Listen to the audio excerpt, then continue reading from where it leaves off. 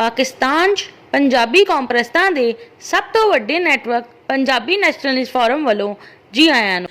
ਇੱਕ ਪਸ਼ਤੂਨ ਕੌਮ ਪ੍ਰਸਤ ਦੇ ਦਿਮਾਗ 'ਚ ਕੀ ਹੁੰਦਾ ਹੈ? ਦੁਨੀਆ ਦੀ ਸਭ ਤੋਂ ਪੁਰਾਣੀ ਕੌਮ ਪਖਤੂਨ ਨੇ। ਸਾਡਾ ਕਲਚਰ 5000 ਸਾਲ ਪੁਰਾਣਾ ਹੈ। ਜੰਨਤ 'ਚ ਪਸ਼ਤੋ ਬੋਲੀ ਜਾਏਗੀ।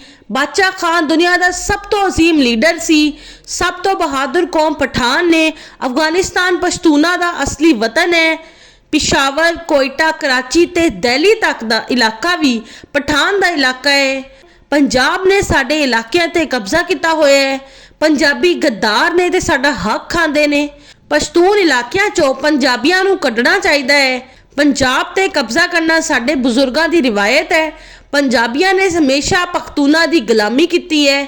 ਪੰਜਾਬੀ ਹੀਰਾ ਮੰਡੀ ਵਾਲੇ ਨੇ। ਪੰਜਾਬੀ ਸਿੱਖਾਂ ਦੀ ਔਲਾਦ ਨੇ।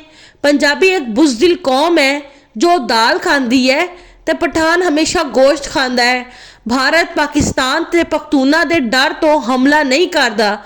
ਪੰਜਾਬੀ ਮੁਸ਼ਰਕ ਜਦ ਕਿ ਪਠਾਨ ਪੱਕਾ ਮੁਸਲਮਾਨ ਹੁੰਦਾ ਹੈ। ਵਾਲੋਰ ਲੈਣਾ ਇਸਲਾਮੀ ਰਿਵਾਇਤ ਹੈ। ਪਸ਼ਤੂਨ ਕੌਮ ਪ੍ਰਸਤ ਦੇ ਦਿਮਾਗ 'ਚ ਪੰਜਾਬੀ ਤੇ ਪੰਜਾਬ ਦੇ ਬਾਰੇ 'ਚ ਗੰਦਗੀ ਦਾ ਇੱਕ ਪਹਾੜ ਤੇ ਨਫ਼ਰਤ ਦਾ ਇੱਕ ਪੂਰਾ ਅੰਡਰਗਰਾਊਂਡ ਸੀਵਰੇਜ ਸਿਸਟਮ ਹੁੰਦਾ ਹੈ। ਇਸ ਲਈ ਜਦ ਤੱਕ ਪਸ਼ਤੂਨ ਕੌਮ ਪ੍ਰਸਤ ਆਪਣਾ ਦਿਮਾਗ ਸਾਫ਼ ਨਹੀਂ ਕਰ ਲੈਂਦੇ, ਇਸ ਵੇਲੇ ਤੱਕ ਨਾ ਕਿਸੇ ਪਸ਼ਤੂਨ ਕੌਮ ਪ੍ਰਸਤ ਨੂੰ ਪੰਜਾਬੀ ਤੇ ਪੰਜਾਬ ਦੇ ਬਾਰੇ 'ਚ ਸਮਝ ਆਣਾ ਹੈ, ਨਾ ਕਿਸੇ ਪੰਜਾਬੀ ਨੇ ਕਿਸੇ ਪਸ਼ਤੂਨ ਕੌਮ ਪ੍ਰਸਤ ਨੂੰ ਪੰਜਾਬੀ ਤੇ ਪੰਜਾਬ ਦੇ ਬਾਰੇ ਸਮਝਾ ਪਾਣਾ ਹੈ।